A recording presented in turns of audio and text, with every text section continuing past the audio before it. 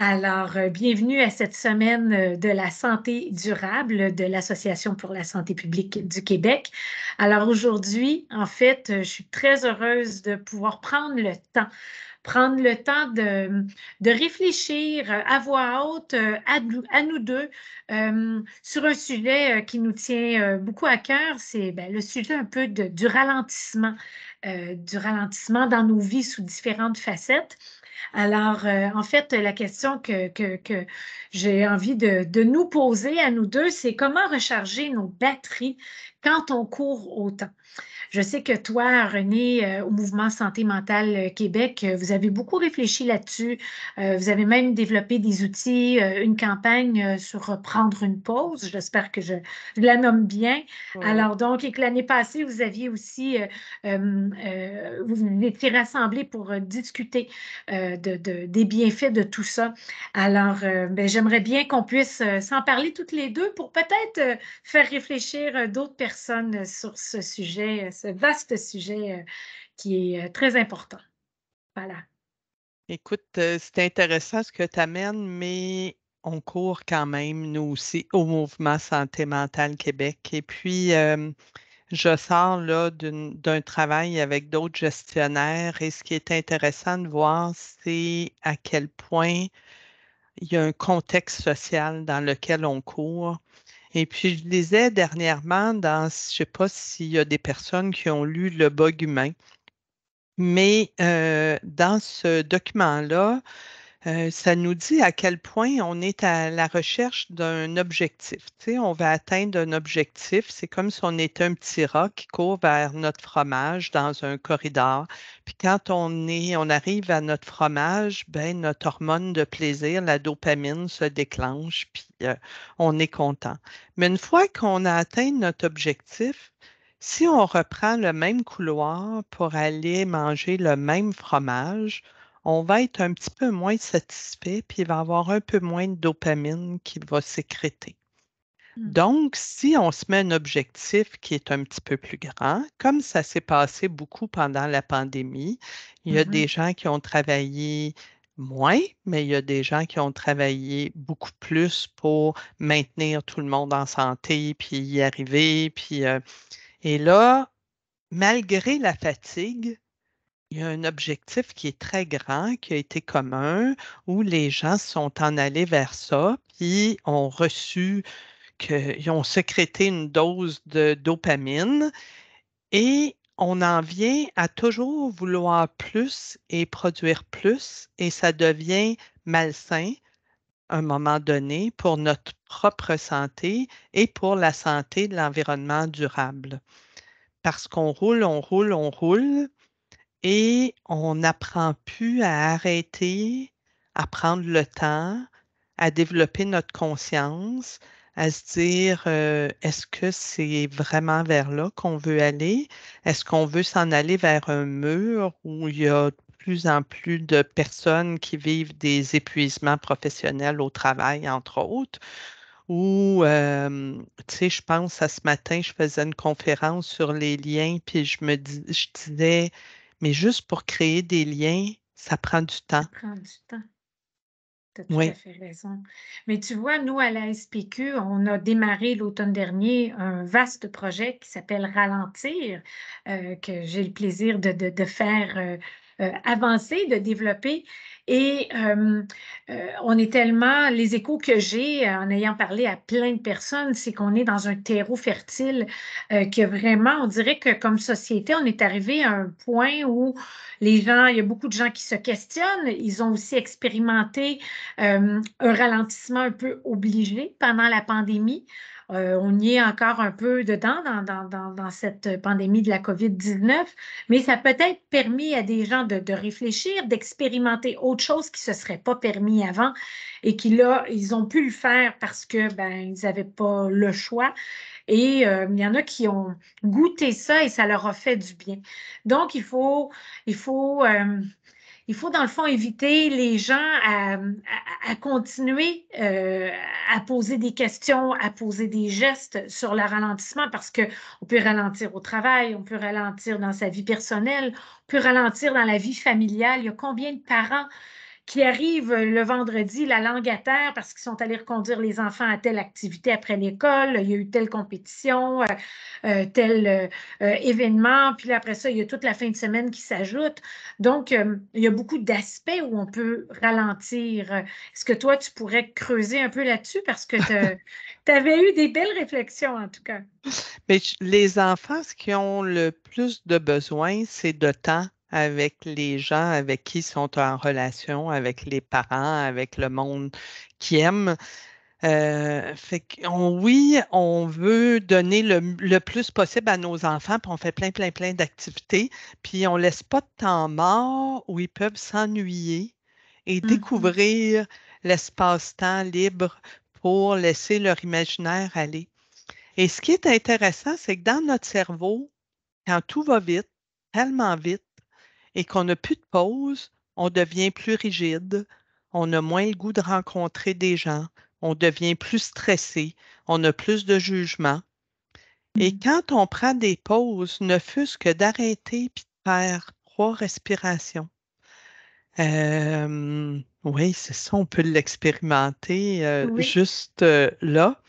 Notre cerveau, il devient plus créatif, on est moins stressé, on a plus le goût d'entrer en relation avec les autres, on est moins dans le jugement d'une manière systématique, mais ralentir, c'est aller, je dirais, à l'inverse de notre fonctionnement social. On a fait un atelier qui était après quoi en cours. On a fait ça comme travailleuses et travailleurs dans notre regroupement. Puis la première question que la personne qui est venue travailler avec nous posait, c'est quoi tes croyances intérieures?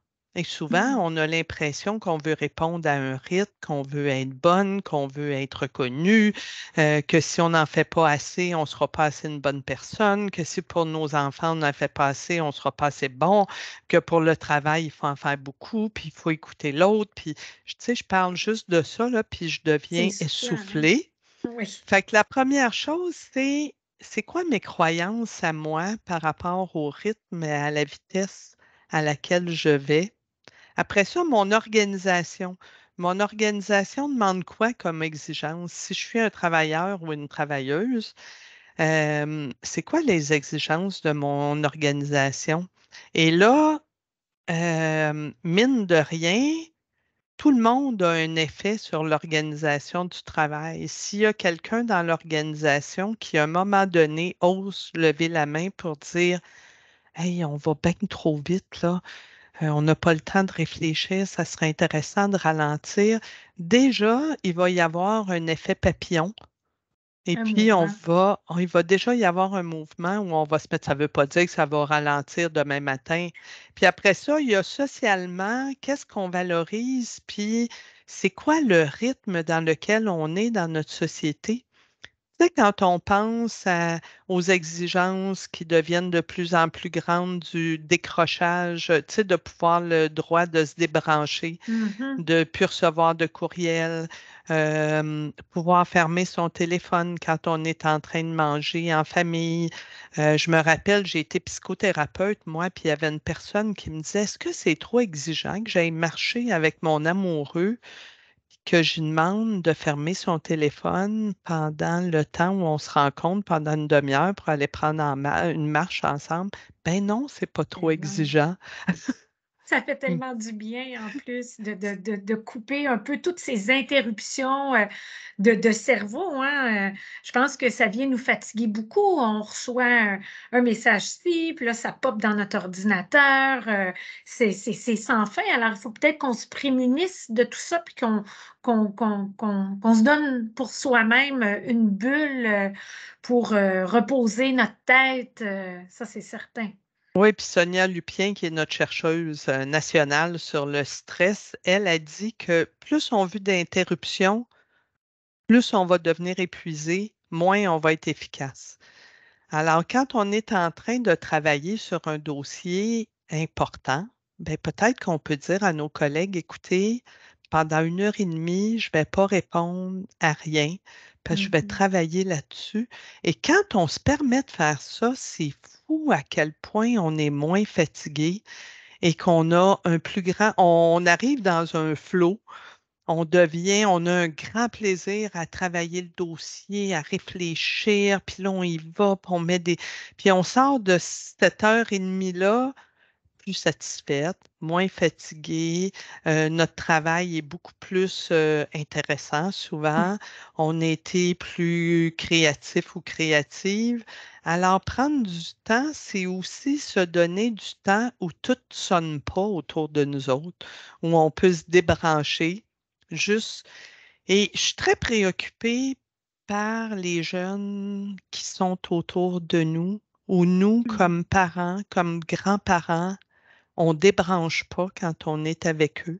On dit plein de choses sur les jeunes, mais qui Oui, d'entre nous prend le temps de souper et de tout fermer pendant un repas?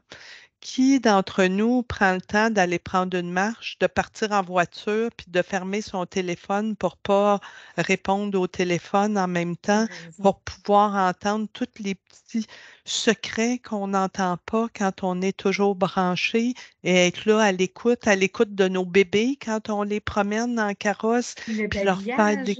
C'est ça. Alors, on est dans une société qui va tellement vite, mais elle va vite en termes de production, Puis je lisais le livre Le bug humain, puis il finit dans sa conclusion que la seule chose qui peut sauver notre planète, c'est d'être conscient du moment présent Mm. et de se fixer des petits objectifs de ralentissement. Mais c'est vraiment intéressant parce que là, tu nous donnes des petites pistes, je trouve, que ce soit au travail, que ce soit en famille, pour justement, ouf, réussir à prendre, à vivre ce moment présent-là. Alors, c'est vraiment précieux, hein, parce qu'il y a peut-être des gens qui vont dire, oui, mais je commence par quoi? Ben, au repas, pas besoin de téléphone, justement, quand on mange, prendre le temps d'échanger en famille, en auto, ben, rien écouter, ou écouter la radio tout simplement. Moi, mon truc, il est très bon, c'est que mon téléphone a tendance à se décharger vite. Alors, c'est devenu une blague. Donc, vu que mon téléphone, des fois, se décharge vite, puis oups, j'ai pas eu l'occasion de le recharger, ben, là, j'en ai pas de, de All- sollicitation. Aller faire l'épicerie sans téléphone. Ah, peut-être vous allez Exactement. revenir avec une pinte de lait de moins, mais c'est pas grave. Vous allez avoir été en pause. On va pas vous appeler pour savoir où elle est l'huile d'olive, puis est-ce que tel dossier est arrivé. Si on peut oublier notre téléphone de temps en temps. Et c'est drôle, l'année où on a fait notre campagne sur la pause, je me Mhm. disais c'était peut-être notre campagne la plus révolutionnaire parce qu'on était complètement à contre-courant. Puis je me rappelle d'une grande entreprise qui commandait notre matériel promotionnel chaque année. Puis cette année-là, ils ont dit, on ne va pas commander votre matériel parce que le monde, ils prennent trop de pauses au travail. Mais les pauses au travail sont fondamentales. Et c'est pas une perte de temps prendre une pause. Et c'est rare que la majorité des gens, ça se pourrait qu'il y ait deux, trois personnes sur 100 qui prennent un petit peu plus de pause que les autres. Mais Mm. pour la majorité des gens, c'est rare. Puis des fois, on veut faire des règles pour trois personnes qui Mm. fonctionnent différemment quand la majorité des gens vont prendre des pauses qui vont juste les ressourcer, leur faire du bien. Puis je pense aux pauses actuellement quand on travaille en ligne, de prendre des pauses collectives quand même, de se donner rendez-vous pour pouvoir rire entre collègues, passer à un autre mode que le mode travail, se, Mhm. se- faire un jeu. L'autre jour au travail, on a joué à Fais-moi un dessin en ligne, on a ri beaucoup, on s'est amusé. Puis on a recommencé à travailler après, puis on avait le cerveau dégagé. Tu sais, quand je disais tantôt, notre cerveau s'est libéré, on était plus créatif, on était moins stressé, tout allait mieux. Mais l'idée de prendre le temps, c'est, c'est prendre soin de nos liens, c'est Mhm. créer des liens, c'est prendre soin de la planète, Être à l'écoute de soi. c'est prendre soin de nous, de notre écologie intérieure, de Mhm. l'écologie collective, c'est être attentif aux autres et c'est faire la révolution. Alors, Ah, c'est des... moi, j'ai pas encore réussi. Je travaille fort, fort, fort. Je mets tout en place, mais faire la révolution, c'est long. C'est un pas à la fois. Comme on dit, mettez-vous pas un objectif de marathon. Mais si pour demain, vous vous dites, ah, je vais juste me donner ce petit espace-là de temps de plus, et si moi-même, je ne me permets pas de recharger mes propres batteries, ben, il n'y a personne qui va les recharger. Puis en rechargeant nos propres batteries, on est déjà plus apte à coopérer, à participer avec les autres, créatifs. à être créatif, mais il nous faut du temps pour recharger, que ce soit du temps pour lire, du temps pour rien faire, du temps pour prendre le temps, du temps pour aller pêcher, pour aller faire du vélo. On a toutes nos manières à nous. Il n'y a pas une bonne manière de prendre des pauses, il n'y a pas une bonne manière de prendre le temps, mais prendre le temps, je crois que c'est l'élément fondamental qui va nous permettre de prendre soin, comme je disais, de nous, des autres, de la planète. Des très sages paroles. J'invite les gens à consulter ton site Internet pour trouver des outils sur l'importance de prendre une pause. Alors, il y a des outils pour les ados et des outils pour les travailleurs, pour les personnes plus âgées. J'espère que j'en oublie pas. Nous, dans le cadre du projet Ralentir, on sollicite la participation des gens, éventuellement un comité, un groupe de travail qui va réfléchir à ce sujet-là. Donc, si ça vous intéresse, allez sur la page La priorité ralentir sur le site web de la SPQ. Puis en terminant, moi, je vais prendre une petite minute pour lire un beau poème d'un auteur que j'ai découvert, que je connaissais de nom, Fernando Pessoa. Et c'est un poème qui s'intitule Je ne suis pas pressée et ça a été adapté par Jérôme Minière, l'artiste. Est-ce Alors, que je peux oui. proposer aux personnes de juste prendre le temps de respirer pendant ce temps-là, de fermer leur téléphone, de ne pas lire leur courriel et de juste prendre le temps d'écouter ton poème? Ah, merci, c'est de très bons conseils. Alors, j'y vais. Je ne suis pas pressée. Pressée pourquoi? La lune et le soleil ne sont pas pressés. Ils sont exacts. Être pressé, c'est croire que l'on passe devant ses jambes. Ou bien qu'en s'élançant, on saute par-dessus son ombre. Non, je ne suis pas pressée. Je ne suis pas pressée. Si je tends le bras, j'arrive exactement là où mon bras arrive, où mon bras arrive.